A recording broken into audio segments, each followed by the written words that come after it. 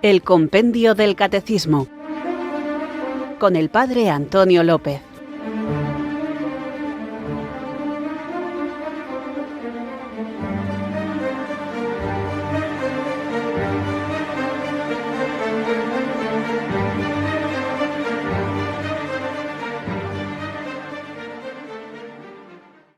Muy buenas, amantes, apasionados, buscadores de la verdad, recibid mi abrazo del Padre Antonio López, quienes sintonizáis esta emisora porque os tomáis en serio la llamada de Jesús a seguirle y queréis profundizar en el conocimiento de la fe para madurarla, enraizarla en la vida e irradiarla en el testimonio.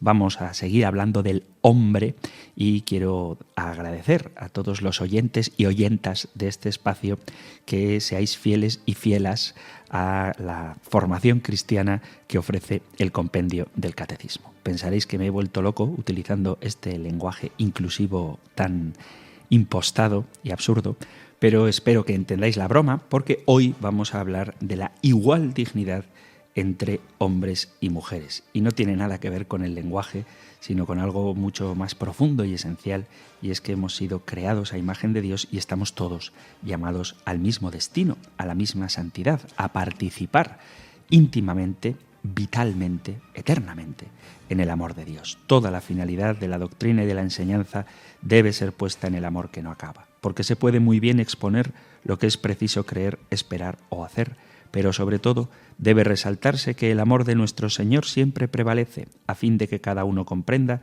que todo acto de virtud perfectamente cristiano no tiene otro origen que el amor, ni otro término que el amor.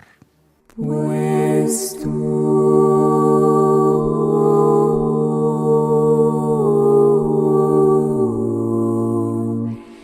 eres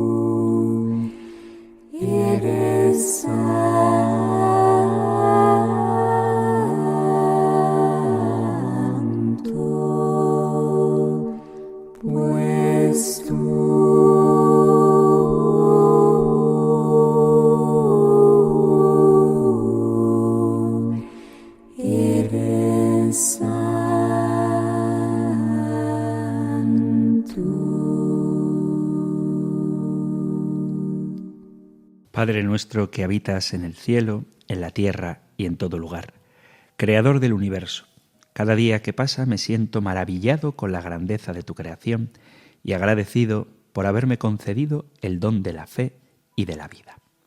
Mi buen Dios, tú creaste a todos tus hijos a tu imagen y semejanza.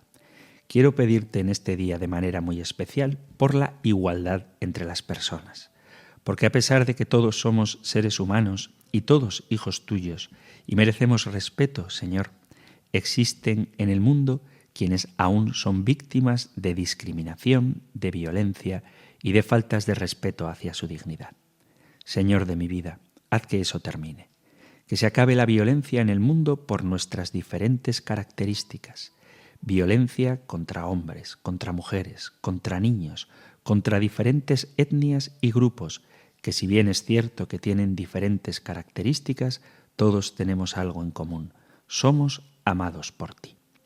Ante tus ojos somos iguales. Te pido por las personas que se creen superiores a otros y fomentan la desigualdad, para que abran su corazón y comprendan que todas las personas tenemos los mismos derechos y oportunidades. Entra en sus vidas y ayúdales a comprender que el odio y la violencia no es la forma de reaccionar frente a nuestros hermanos. Que el amor al prójimo esté siempre presente en nuestro corazón para poder defender a aquellos que más sufren, a los pobres, a los marginados, a los que padecen el flagelo de la trata de personas, a los que son oprimidos y son víctimas de injusticias. Amado Padre, toma cada día a las personas que sufren por estas causas y guárdalas bajo tu protección. Permíteme ser el prójimo de esa persona necesitada que se cruza en mi camino, ya sea un anciano solitario, un niño pobre o un extranjero hambriento, para poder llevarles un poco de alegría, para poder llevarles tu palabra, porque ellos merecen ser felices tanto en lo material como en lo espiritual. Pues tú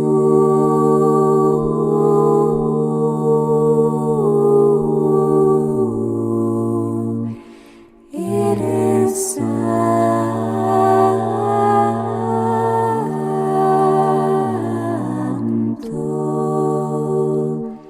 pues tú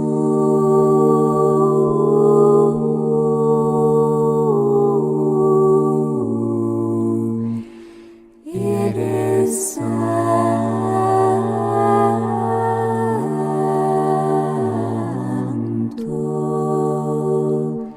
pues tú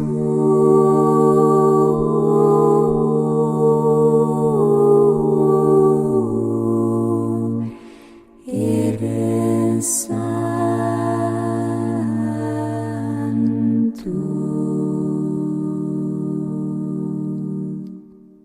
Antes de propiamente empezar con la pregunta de hoy, me gustaría hacer una aclaración lingüística. El apartado en el que estamos, dentro de la primera parte del compendio del Catecismo, después de haber hablado de Dios como creador y de ver cómo la creación atañe a todo lo existente, tanto a lo visible como lo invisible, el título que encabeza las preguntas de la 66 a la 72 es el hombre. Y de hecho, las preguntas que hemos estado viendo son en qué sentido el hombre es creado a imagen de Dios, para qué fin ha creado Dios al hombre, por qué los hombres forman una unidad, de qué manera el cuerpo y el alma forman en el hombre una unidad y quién da el alma al hombre. Estas son las preguntas que hemos visto hasta hoy. Y la pregunta de hoy es: ¿qué relación ha establecido Dios entre el hombre y la mujer? Obviamente, todo lo que hemos venido diciendo en los programas anteriores a propósito del hombre no hacen referencia únicamente al varón, sino al hombre como ser humano. De hecho, la definición que da el diccionario de hombre es, literalmente en su primera acepción, ser animado, racional, varón o mujer. De tal manera que cuando hemos estado hablando de hombre, nos estábamos refiriendo al ser humano. No es mi intención debatir ahora, ya sabéis que para eso están los programas dedicados a las preguntas de los oyentes, donde podéis escribir siempre que queráis para hablar de lo que queráis. Y aunque creo que la cosa es bastante clara, me gustaría, no obstante, subrayarla. Todo lo que hemos dicho con respecto al hombre, a su alma, al fin para el que ha sido creado, vale igualmente para la mujer, porque cuando hablamos de hombre nos referimos al ser humano. La pregunta 71, ahora sí, establece la diferencia entre la palabra hombre y mujer, precisamente para ver la relación que existe entre ambos sexos. Pregunta 71 del compendio del Catecismo. ¿Qué relación ha establecido Dios entre el hombre y la mujer? El hombre y la mujer han sido creados por Dios con igual dignidad en cuanto personas humanas y al mismo tiempo con una recíproca complementariedad en cuanto varón y mujer. Dios los ha querido el uno para el otro, para una comunión de personas. Juntos están también llamados a transmitir la vida humana, formando en el matrimonio una sola carne y dominar la tierra como administradores de Dios. Veamos, pues, qué es lo que la Iglesia enseña con respecto a la igualdad, dignidad entre el hombre y la mujer. En el capítulo 1 del Génesis leemos que Dios dijo: «Hagamos al hombre a nuestra imagen, según nuestra semejanza, que domine sobre los peces del mar y sobre las aves del cielo y sobre el ganado y sobre todos los animales salvajes de la tierra y sobre todo reptil que se arrastra sobre la tierra». Entonces Dios creó al hombre a su imagen, a imagen de Dios los creó, varón y hembra los creó. Desde el primer capítulo del Génesis, el plan de Dios para la humanidad se centra en hombres y mujeres, El hecho de que estén hechos a su imagen los distingue de los animales. Dice la Escritura: creó Dios al hombre a su imagen, e inmediatamente vienen las palabras: varón y hembra los creó. Tradicionalmente se ha considerado que esto simplemente prepara el camino para el tema de la reproducción que vendrá en el siguiente versículo. Pero ¿es esto todo?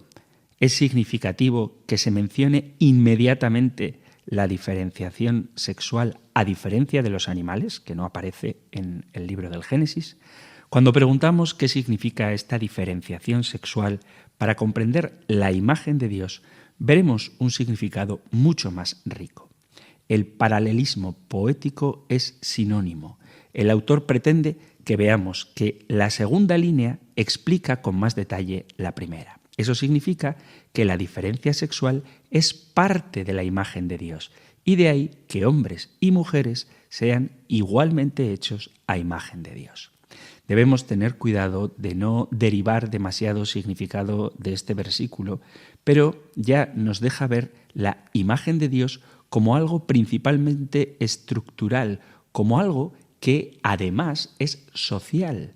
No es alguna sustancia de nosotros, más bien es cómo nos comportamos en comunidad. Cuando prestamos atención al contexto bíblico más amplio que rodea el libro del Génesis, junto con lo que dirá San Pablo a los Efesios, vemos hacia dónde se dirige la palabra de Dios con la diferenciación sexual entre hombres y mujeres. En el relato del Génesis vemos el paradigma de Dios para todos los matrimonios.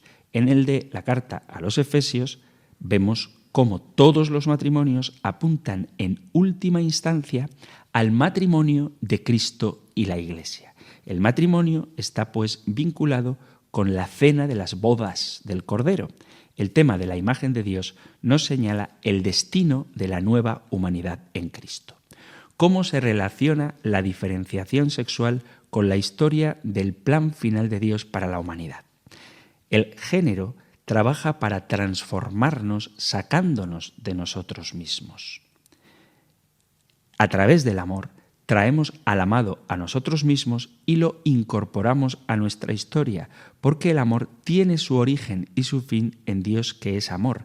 Por lo tanto, los bienes sociales que estamos llamados a amar deben ser amados como regalos del Creador, de acuerdo con las especificaciones establecidas por Él y el orden correcto. Las fuerzas que nos moldean hacia la vida espiritual son las mismas fuerzas que nos dicen quiénes somos como seres sexuados. Usando una metáfora, nuestra unilateralidad como hombre o mujer crea un instinto de retorno que nos llama más allá de nosotros mismos a buscar una relación con Dios y con los demás. Hombres y mujeres ocupan un lugar central a lo largo de la historia humana. El Génesis lo dice muy claramente: no es bueno que el hombre esté solo, le haré un compañero semejante a él. Pero en el jardín del Edén, Adán y Eva desobedecen a Dios. Y vemos cómo ambos son igualmente creados en dignidad e igualmente caídos. Se habla mucho de lo que dice San Pablo en la primera carta a Timoteo, capítulo 2, versículo 14, donde afirma que Adán no fue engañado, fue Eva, que engañada se hizo pecadora. Y esto sigue a la afirmación de San Pablo de que no permite que una mujer enseñe ni asuma autoridad sobre un hombre. Esto lo dice la palabra de Dios. Entonces, ¿cree San Pablo que los hombres son menos propensos a dejarse engañar que las mujeres? ¿Nos lleva esto a concluir que solo los hombres deberían ocupar puestos importantes en la Iglesia? Esto sería interpretar mal a San Pablo. Lo que San Pablo dice sobre la tentación lleva a afirmar que, aunque Eva era mujer, según San Pablo, la posibilidad de ser tentada o engañada por Satanás o por el pecado es una experiencia universal. El engaño de Eva es un ejemplo paradigmático de la condición humana. Además, después de mostrar que las mujeres cristianas en Éfeso estaban siendo engañadas de una manera que no tenían paralelo en otras iglesias, sostiene que es plausible entender que la prohibición de Pablo se basa en el engaño y la transgresión de Eva como una ilustración del engaño de mujeres y hombres en la comunidad de Éfeso. Es decir, la situación, quizá de algunas mujeres crédulas en Éfeso, más que un defecto ontológico, digamos propio de la mujer, justifica que se prohíba que éstas enseñen por una situación concreta que se estaba viviendo en aquella comunidad. Pensas al engaño que algunos hombres, y esto concorda con lo que dice San Pablo en la primera carta a Timoteo en esa situación particular. Pero en otro lugar, refiriéndose al mismo acontecimiento del Génesis, San Pablo culpará a Adán. Pablo enseña que el pecado entró al mundo por Adán, lo dice la carta a los Romanos capítulo 5 a partir del versículo 12, centrándose en Adán más que como masculino, como ser humano. No, ser propenso al engaño no es un principio universal para todas las mujeres en todos los lugares. Todos los seres humanos pueden ser engañados porque todos estamos igualmente caídos. Del mismo modo que todos hemos caído, todos hemos sido salvados. Fijaos que la igualdad de dignidad a lo largo de la historia y las diferentes culturas es algo bastante raro.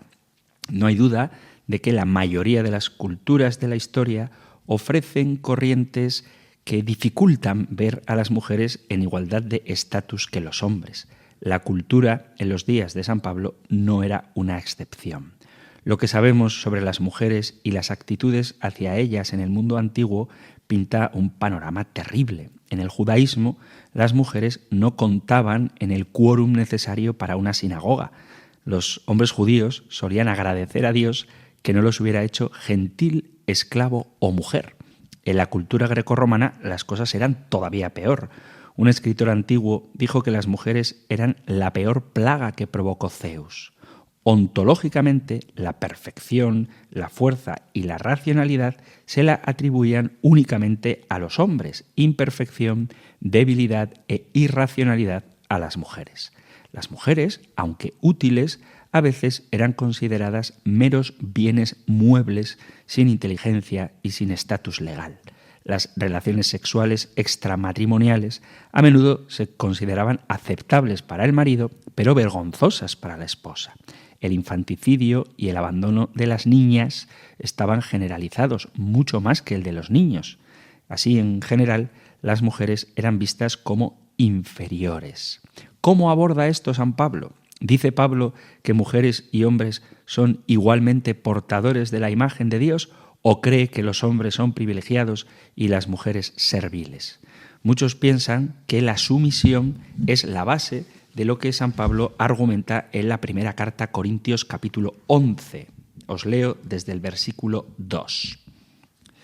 Os alabo porque en todas las cosas os acordáis de mí y conserváis las tradiciones tal como os las he transmitido. Sin embargo, quiero que sepáis que la cabeza de todo hombre es Cristo, y la cabeza de la mujer es el hombre, y la cabeza de Cristo es Dios. Todo hombre que ora o profetiza con la cabeza cubierta afrenta a su cabeza, y toda mujer que ora o profetiza con la cabeza descubierta afrenta a su cabeza.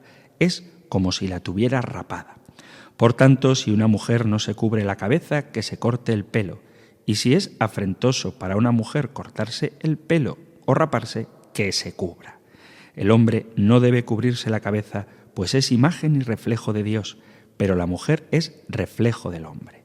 En efecto, no procede el hombre de la mujer, sino la mujer del hombre, ni fue creado el hombre por razón de la mujer, sino la mujer por razón del hombre.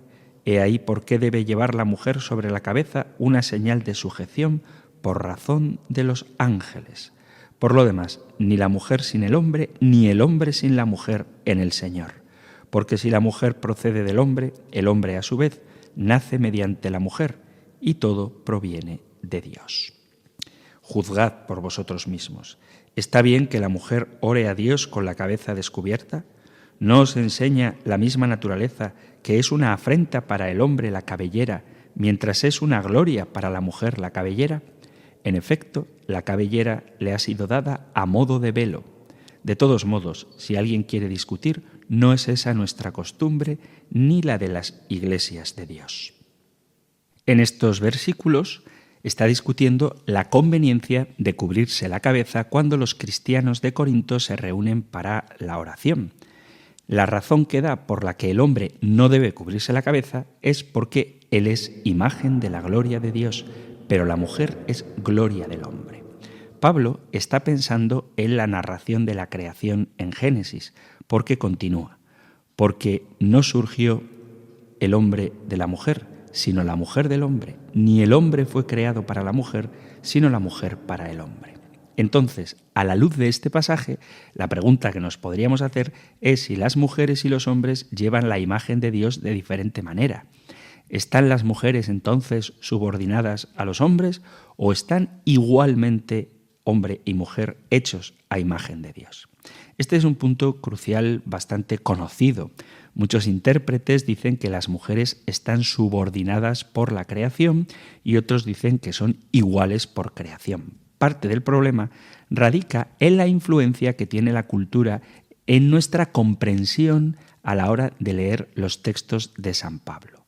¿Qué pensamos del respaldo de esa antigua cultura a la sumisión general de las mujeres? ¿Cómo piensa nuestra propia cultura sobre el simbolismo de la cabeza y de lo que cubre la cabeza, ya sean sombreros, velos o cabellos? La lectura más interesante es que las mujeres y los hombres son iguales por creación, pero habitan en una corriente cultural concreta. San Pablo dice que cuando la Iglesia en casa se reúne para la oración, los hombres debían tener la cabeza descubierta y las mujeres debían tenerla cubierta. ¿Por qué? Es común suponer que las mujeres estaban desobedeciendo la convención de usar velo en la iglesia doméstica y que San Pablo las está corrigiendo. Pero también podríamos hacer una lectura totalmente opuesta, es decir, que las mujeres querían usar el velo y San Pablo está corrigiendo a los hombres. ¿Qué significa cubrirse la cabeza? En nuestra cultura occidental, el hecho de que un juez o un policía se cubra la cabeza indica autoridad, pero un velo indica sumisión o estatus subordinado. El significado del velo en Corinto y en muchas culturas no occidentales de hoy era señal de modestia y evitar señalar disponibilidad sexual. El uso del velo normalmente estaba restringido a las clases altas. Entonces, en estos versículos, Pablo defiende el derecho de las mujeres a resistir la presión para quitarse el velo.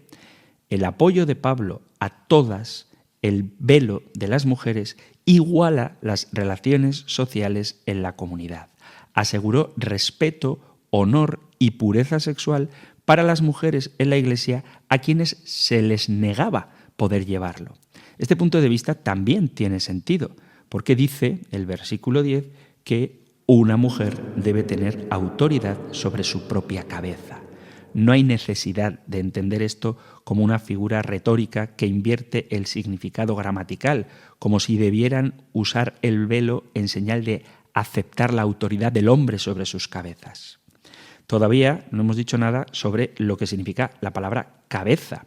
La misma palabra la utiliza en este pasaje San Pablo cuando dice: la cabeza de todo hombre es Cristo y la cabeza de la mujer es el varón y la cabeza de Cristo es Dios.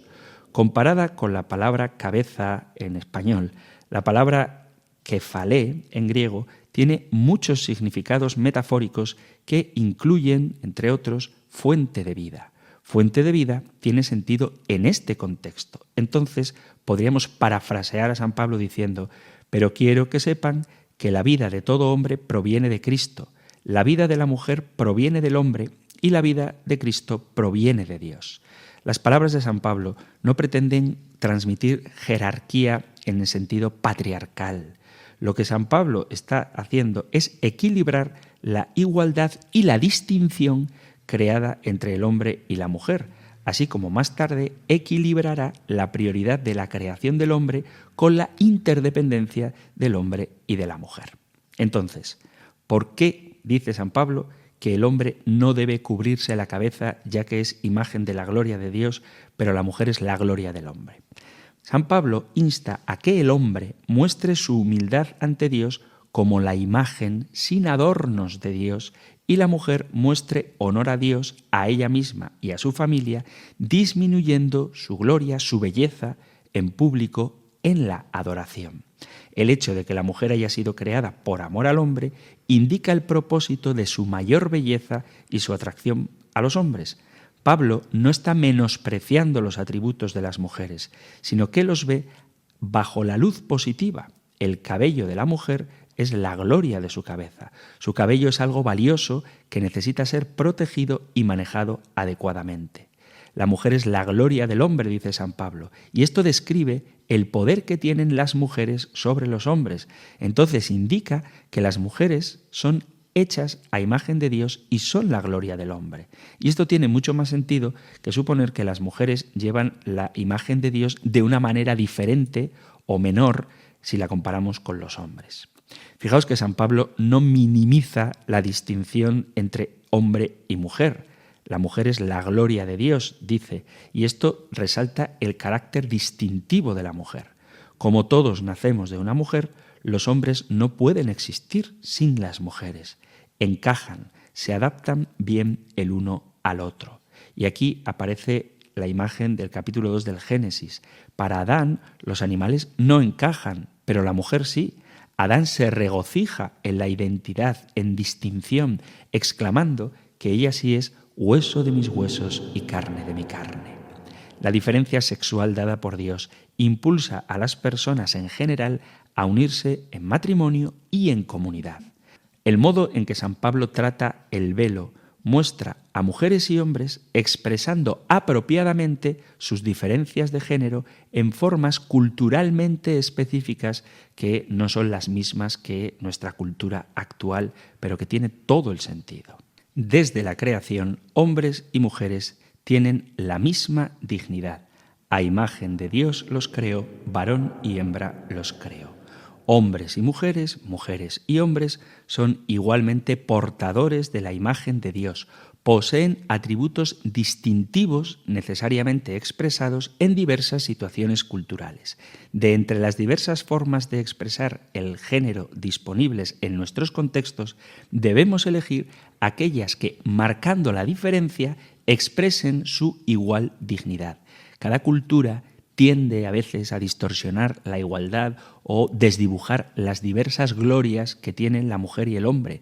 Mantener el enfoque correcto depende no solo de mirar hacia atrás, hacia la creación, sino de mirar hacia adelante, hacia la nueva creación. La Sagrada Escritura deja muy claro que desde el principio Dios creó al hombre y a la mujer. Los hizo a su imagen y semejanza, iguales en su dignidad y en su vocación fundamental, pero distintos en su condición de seres sexuados, hechos el uno para el otro, es decir, esencialmente complementarios.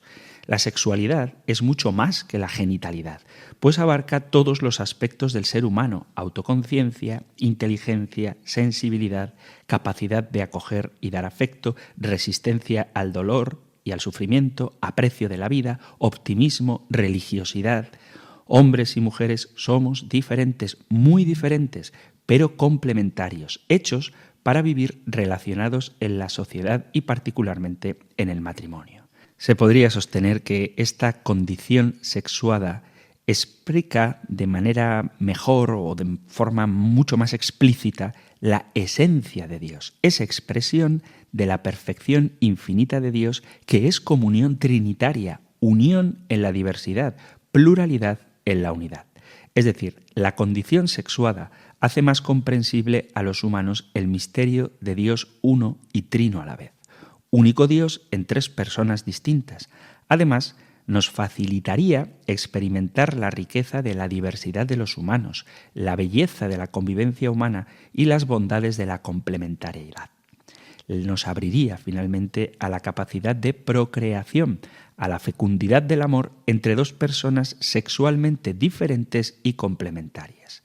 En la historia de la salvación, Dios mismo se ha encargado de asumir y de santificar la condición sexuada del ser humano mediante la encarnación del Verbo y la maternidad divina de la Virgen María. Al encarnarse, Dios asume la condición humana en su totalidad y existencialmente sexuada. De hecho, necesitó una madre, la Santísima Virgen María, mujer y no varón. Y en Jesús de Nazaret, el Verbo de Dios asumió la condición humana como varón, no como mujer. Jesús no fue mujer. De María asumió Jesús la esencia del hombre y existencialmente fue varón. Ahora, ellos dos, Jesús y María, solamente ellos están resucitados y glorificados en el cielo. Los dos únicos seres humanos, hombre y mujer. Cada uno cumple la voluntad de Dios y sirve a la salvación de los hombres según el plan único e inescrutable de Dios. Ante estas consideraciones, que deberían ser elementales, qué desenfocados están quienes aprecian cosas con respecto a Jesús o María, como quien recrimina a Jesús que no hiciera a María sacerdotisa o apóstol. Sería falta de amor. A otros les parece una discriminación que la Iglesia no permita a las mujeres acceder al sacerdocio, pero eso es no entender ni lo que es el sacerdocio ni la gran dignidad de lo que significa ser mujer. Pero eso es un tema que hablaremos más adelante. Vamos a hacer ahora una pequeña pausa musical y seguimos con la pregunta 71. ¿Qué relación ha establecido Dios entre el hombre y la mujer?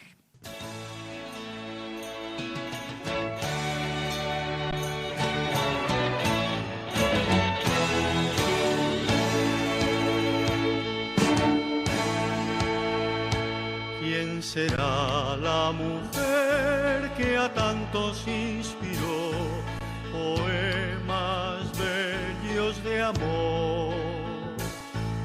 Le rinden honor la música y la luz, el mármol, la palabra y el color. ¿Quién será la mujer que el rey y el labrador invocan en su dolor? El sabio, el ignorante, el pobre y el Señor, el santo al igual que el pecador. María es esa mujer que desde siempre el Señor se preparó para nacer como la flor en el jardín que a Dios enamoró. María es esa mujer que desde siempre el Señor se preparó para nacer como la flor en el jardín que a Dios enamoró.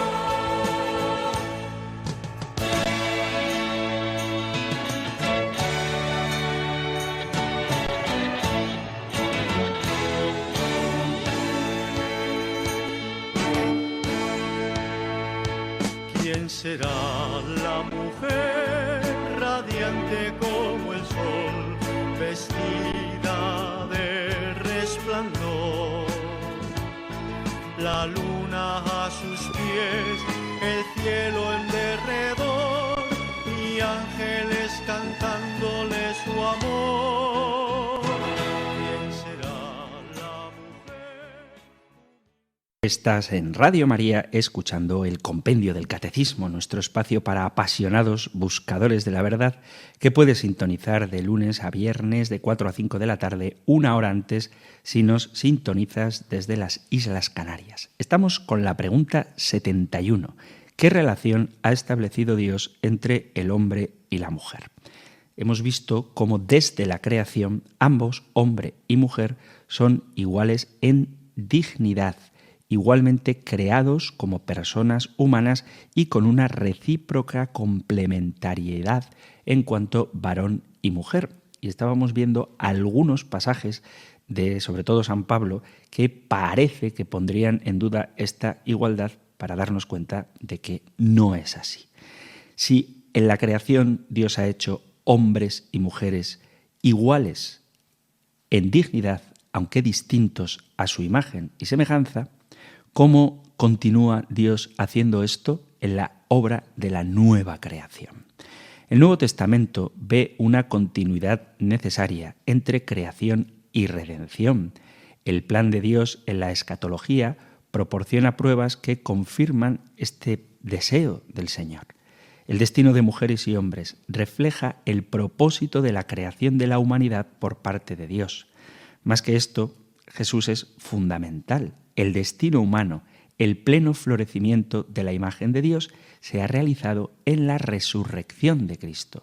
Dicho de otra manera, gracias a Jesús, la nueva creación de Dios arroja aún más luz sobre su plan para hombres y mujeres. No solo estamos hechos igualmente a imagen de Dios, sino que mujeres y hombres también somos igualmente llamados a ser imagen perfecta de Dios, a ser como Cristo. Esto es cierto tanto en términos como de nuestro destino final, en términos escatológicos, como en el de nuestra vida aquí en la tierra, en nuestro servicio cotidiano. En el capítulo 3 de la carta a los Gálatas, San Pablo describe el papel fundamental de Cristo en el desarrollo del plan de Dios. Según él, hasta que vino Cristo estábamos bajo la ley y ahora estamos en Cristo. Leo Gálatas capítulo 3, versículo a partir del 23. Y así, antes que llegara la fe, estábamos encerrados bajo la vigilancia de la ley, en espera de la fe que debía manifestarse. De manera que la ley ha sido nuestro pedagogo hasta Cristo para ser justificados por la fe. Mas una vez llegada la fe, ya no estamos bajo el pedagogo, pues todos sois hijos de Dios por la fe en Cristo Jesús. En efecto, todos los bautizados en Cristo os habéis revestido de Cristo. Ya no hay judío ni griego, esclavo ni libre, ni hombre ni mujer, ya que todos vosotros sois uno en Cristo Jesús. La gracia reemplaza a la ley. No es que con la llegada de la nueva alianza la ley haya desaparecido y ahora podamos hacer lo que queramos. Más bien, la ley ha sido puesta en nuestra mente y en nuestro corazón. Debido a que Cristo ha cumplido la ley, sorprendentemente su obediencia se cuenta como nuestra. La ley era nuestro guardián, nuestro pedagogo, asegurándonos que supiéramos que Dios es nuestro juez. Ahora, por la fe, somos libres como hijos de Dios, nuestro Padre. Como un estallido musical, la venida de Cristo significa que la meta segura de Dios ha irrumpido en el mundo, ha comenzado a cambiar y a perfeccionarlo todo.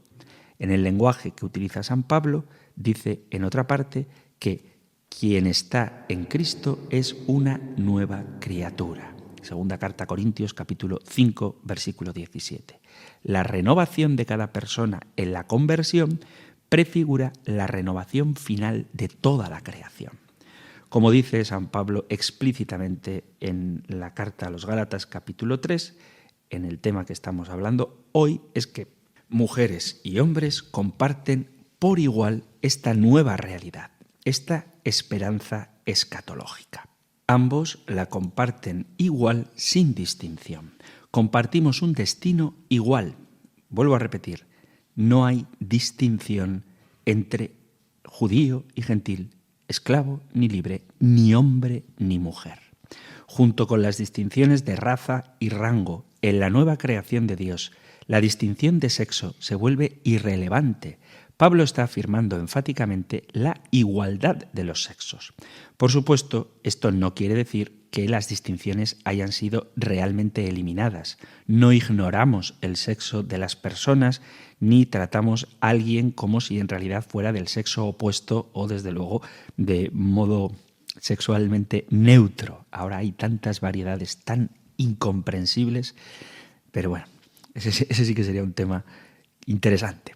Cuando nosotros decimos que Cristo ha abolido estas distinciones, no queremos decir que no existan, sino que no importan. Todavía están ahí, pero ya no crean barreras para el compañerismo. San Pablo incluye total y explícitamente a hombres y mujeres en el destino final de la humanidad.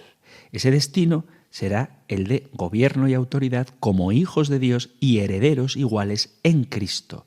Mujeres y hombres gobernarán igualmente con Cristo. Además, en Cristo anticipamos el mismo cuerpo resucitado que el de Cristo, independientemente del género. Sin embargo, el problema es que las barreras para las mujeres en la Iglesia a menudo persisten. Tradicionalmente se ha resistido esta forma de pensar de San Pablo. Uno podría pensar que su igual dignidad creada y su igual participación en el destino llevarían a la Iglesia a alentar a todos a alcanzar el potencial que Dios les ha dado en habilidades y liderazgo independientemente de su sexo.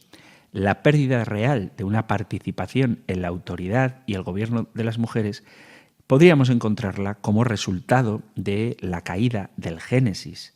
Es parte de una corrupción general del poder en las relaciones humanas que el pecado ha provocado. Por lo tanto, no hay justificación alguna para maltratar o subordinar a las mujeres. Algunos han sugerido que el hecho de que Adán fuera creado primero requeriría una jerarquía de los hombres sobre las mujeres. Pero para matizar lo que quiere decirse acerca de la prioridad de Adán y excluir la jerarquía, San Pablo afirma una interdependencia equilibrada. Del pueblo de Dios, solo Jesús tiene un estatus superior, solo Él es el primogénito. Es muy interesante también reflexionar sobre la masculinidad de Jesús. ¿Significa la encarnación de Jesús en un hombre que los hombres son más parecidos a Dios que las mujeres? ¿Están los hombres más estrechamente relacionados con Cristo que las mujeres y por tanto son más verdaderamente humanos? La respuesta es que no. Una razón es que hombres y mujeres somos iguales, unidos mediante el poder del Espíritu para que lleguemos a asumir las características de Cristo. El hecho de que Cristo fuera un hombre no privilegia de manera alguna a todos los varones. Mujeres y hombres somos igualmente imagen de Dios y compartiremos un cuerpo resucitado como el de Cristo. Que todos podamos asumir las características mismas de Cristo nos lleva a considerar nuestra llamada igualitaria. Hombres y mujeres estamos igualmente llamados a la santidad. Como ambos estamos hechos a imagen de Dios, estamos igualmente llamados a ser su imagen. El mismo Espíritu que obra para llevarnos a nuestro destino último está obrando, formándonos en el servicio cristiano de la vida diaria. Estar en Cristo significa llegar a ser cada vez más como Cristo. De hecho, esta es la característica central de la vida cristiana, llegar a ser como Él, fruto de nuestra unión con Cristo. Tanto mujeres como hombres estamos llamados a la santidad, a ser como Cristo, a configurar su vida en nuestra vida. La palabra de Dios llama a todos a ser santos y semejantes a Cristo, y no hay ningún indicio de que los hombres puedan llegar a ser más santos que las mujeres. La semejanza de Cristo es espiritual y ética, moral. Si bien nuestra vida siempre está encarnada, la semejanza de Cristo nunca se representa en relación con la forma del cuerpo, el color de ojos o el sexo. Ser como Jesús no significa dejarse barba, pelos largos, andar con sandalias, hacerse carpintero, ni permanecer necesariamente soltero, ni desde luego para una mujer volverse masculina. Ninguno de nuestros cuerpos se parece al de Jesús, no es ese el objetivo, pero todos llegaremos a ser como Él, porque tal y como escribe San Juan, queridos, ahora somos hijos de Dios y aún no se ha manifestado lo que seremos, pero sabemos que cuando Cristo aparezca seremos semejantes a Él, porque lo veremos tal cual es.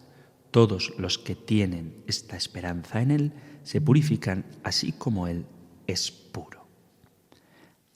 El fruto del Espíritu, según dirá San Pablo, es amor, alegría, paz.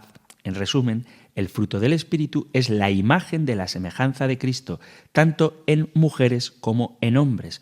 Mujeres y hombres están igualmente llamados a la pureza y al sacrificio, a la auténtica transformación y al servicio. En consonancia con esto, Dios permite que mujeres y hombres le sirvan por igual.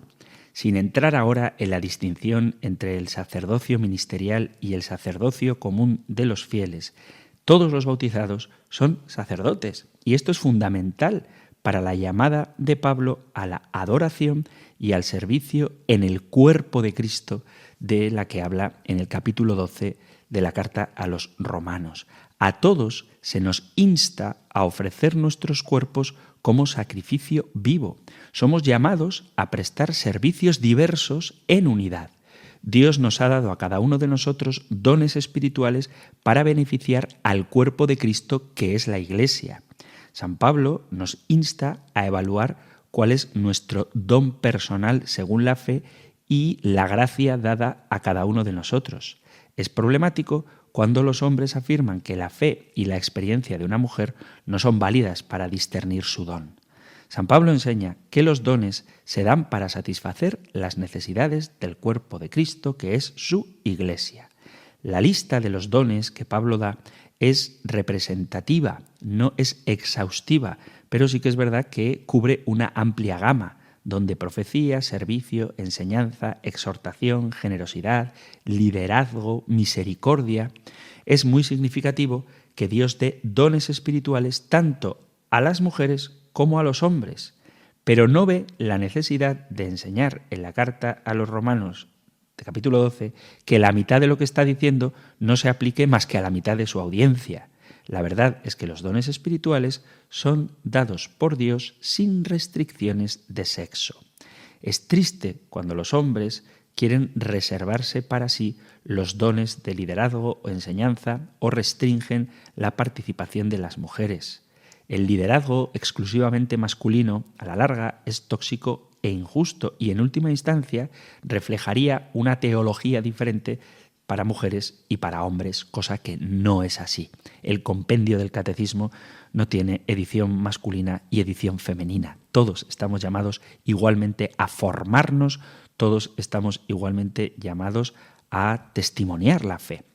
Lo que se necesita es reconocer que Dios llama por igual a hombres y mujeres y servirle en la Iglesia y la misión, donde se encontrarán con la vocación a la que Dios les llama en su Iglesia, cada uno con sus propios dones y carismas.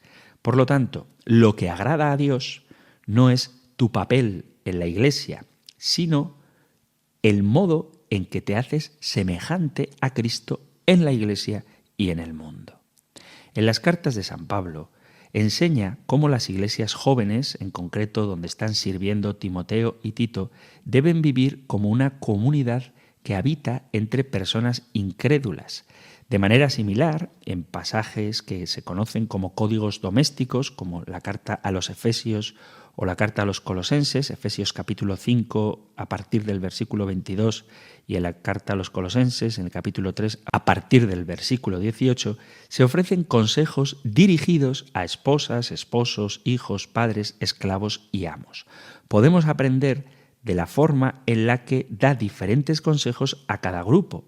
A los esclavos se les enseña a obedecer, a los maestros a ser justos, a las esposas que se sometan, a los maridos para que amen. En concreto, y este suele ser un texto que se entiende mal muchas veces, San Pablo dirá que las mujeres deben someterse a los maridos en la carta a los Efesios, pero para entender bien el pasaje, como con toda la Biblia, hay que leer el contexto completo. Así que leo carta a los Efesios capítulo 5, versículo a partir del 21. Sed sumisos los unos a los otros en el temor de Cristo. Las mujeres a sus maridos como al Señor, porque el marido es cabeza de la mujer como Cristo es cabeza de la Iglesia, el Salvador del cuerpo. Así como la Iglesia está sumisa a Cristo, así también las mujeres deben estarlo a sus maridos en todo.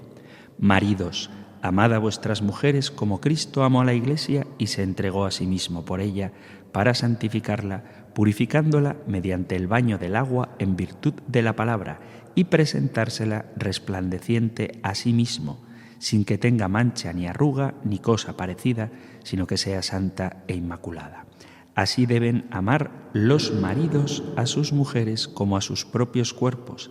El que ama a su mujer se ama a sí mismo, porque nadie aborreció jamás su propia carne, antes bien la alimenta y la cuida con cariño, lo mismo que Cristo a su Iglesia, pues somos miembros de su cuerpo. Por esto dejará el hombre a su padre y a su madre, y se unirá a su mujer, y los dos se harán una sola carne. Gran misterio es este, lo digo respecto a Cristo y a la Iglesia. En todo caso, en cuanto a vosotros, que cada uno ame a su mujer como a sí mismo, y la mujer que respete al marido. En este controvertido pasaje, San Pablo comienza diciendo: sed sumisos unos con otros, y luego habla de las mujeres al marido como cabeza. Y para entender esto de la cabeza, vuelvo al pasaje de la primera carta a los Corintios, capítulo 11, versículo 3, donde dice: sin embargo, quiero que sepáis que la cabeza de todo hombre es Cristo, y la cabeza de la mujer es el hombre, y la cabeza de Cristo es Dios. Y quiero traer este pasaje del que hemos hablado antes a colación para entender muy bien lo que está queriendo decir San Pablo. Cuando él habla de cabeza, no se está refiriendo a una especie de sometimiento por parte de la mujer con respecto al hombre, sino que está poniendo como modelo de liderazgo, de cabeza, a Cristo en relación con la Iglesia. La Iglesia se somete voluntariamente a Cristo. Sumisión es una palabra que no gusta, pero hay que sacarla del contexto dominante del mundo actual para poder darle su sentido bíblico. Ser cabeza no significa ser déspota. Es verdad que algunos hombres ejercen control y toman todas las decisiones, y esto ya no es ser cabeza, esto es ser tirano.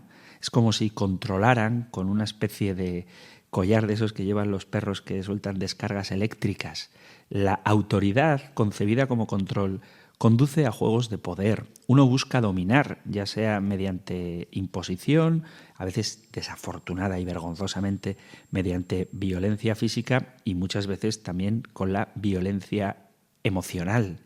Pero el ser cabeza implica realmente, en sentido cristiano, un amor abnegado entre la tiranía y la rivalidad. Hay matrimonios en los que marido y mujer muestran algo mucho más misterioso. La cabeza es responsabilidad reverente, es la fuente de provisión en una vida de relación entre iguales. Pero esta es una prioridad del amor, no del mundo político ni desde luego del empresarial. San Pablo podría haberse hecho eco de las enseñanzas de Jesús sobre quien quiera ser el primero. No se trata de enseñorearse sobre los demás. El matrimonio, la relación entre hombre y mujer, es como una danza, donde hay una sumisión mutua. Por eso comienza así el pasaje de la carta a los Efesios, capítulo 5, versículo 21. Sed sumisos unos con otros. Es la forma en la que bailamos, respetando los signos distintivos de cada uno. La sumisión de la esposa es abnegada. El liderazgo del marido es también abnegación. Y eso es precisamente lo que San Pablo enfatiza como se espera de los maridos. En aquel entonces, la línea contractual más sorprendente en estas instrucciones matrimoniales es el mandato de San Pablo a los maridos, y por eso habla de la relación de los maridos con respecto a las mujeres 4 veces más que de las mujeres con respecto a los maridos. La mayoría de los intérpretes ven que el efecto de las enseñanzas de San Pablo es suavizar los bordes duros de las estructuras sociales jerárquicas en el mundo antiguo. La pregunta es si San Pablo está de acuerdo con ellos y está instando a los creyentes a ajustarse a eso, o si no está de acuerdo con ellos y pretende subvertir esta relación. En la nueva creación, Dios ciertamente está revirtiendo activamente la caída del pecado original que rompe la relación entre hombres y mujeres, llevando por igual a mujeres y hombres hacia la realización del mismo destino. La visión en Cristo de San Pablo tiene implicaciones sociológicas. Lo que es verdad en Cristo debe convertirse en una realidad práctica en la medida en que lo permita la vida propia de la misión de la Iglesia. San Pablo está argumentando que la Iglesia entera adopte una adaptación misionera y sacrificada a las estructuras sociales caídas del mundo grecorromano como estrategia para hacer avanzar el Evangelio. San Pablo quería que sus comunidades encajaran lo más posible. Hicieron las mismas cosas que sus vecinos hacían hasta ahora por razones escatológicas. Los cristianos de la época de San Pablo servían a otro rey y pertenecían a otro reino. Entonces, cuando San Pablo ordena sumisión de las mujeres a los maridos de acuerdo con el entorno grecorromano y trastorna esta cultura al exigir el amor abnegado de los hombres hacia sus esposas, su motivo no es el de conformarse con la cultura de la época, sino el de cambiar esas relaciones. Cada uno sacrifica su derecho a la autodeterminación. Es Cristo, el Salvador, la cabeza, quien determina. Cada uno está impulsado a servir generosamente al otro. Para las personas en nuestro contexto que se preguntan si la sumisión al señorío de Dios reduce su humanidad, las comunidades y matrimonios cristianos pueden demostrar sumisión a la autoridad liberadora de Dios. De hecho, el matrimonio señala el misterio último de Cristo y de la Iglesia, en el que nuestra llamada al amor abnegado encuentra su propósito final. Dios nos ha creado a todos, hombres y mujeres, por amor.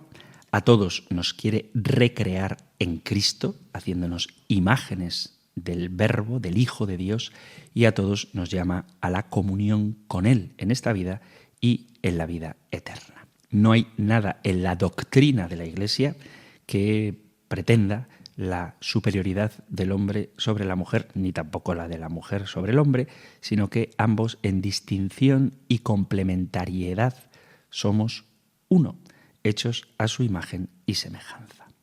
Espero que el programa haya servido para aclarar sobre todo algunos pasajes de San Pablo que podrían dar una sensación equivocada. En cualquier caso, si queréis volver a hablar del tema, aunque volverá a salir mucho más adelante, os animo a que escribáis al programa en la dirección de correo electrónico compendio@radiomaria.es o en el número de teléfono para WhatsApp 668-594-383, donde podéis formular vuestras preguntas, dar vuestros testimonios y si hay alguna idea que os apetezca debatir, siempre desde la caridad, será muy bien recibido vuestro mensaje, que puede ser escrito al correo electrónico compendio@radiomaria.es o escrito o en mensaje de voz en el 668-594-383. Terminamos recibiendo la bendición del Señor. El Señor te bendiga y te guarde, el Señor ilumine su rostro sobre ti y te conceda su favor, el Señor te muestre su rostro y te conceda la paz.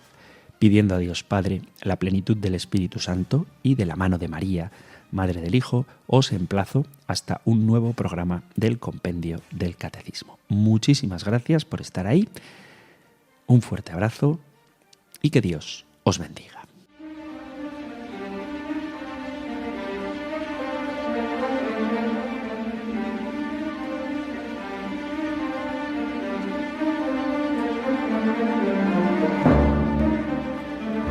El Compendio del Catecismo con el Padre Antonio López.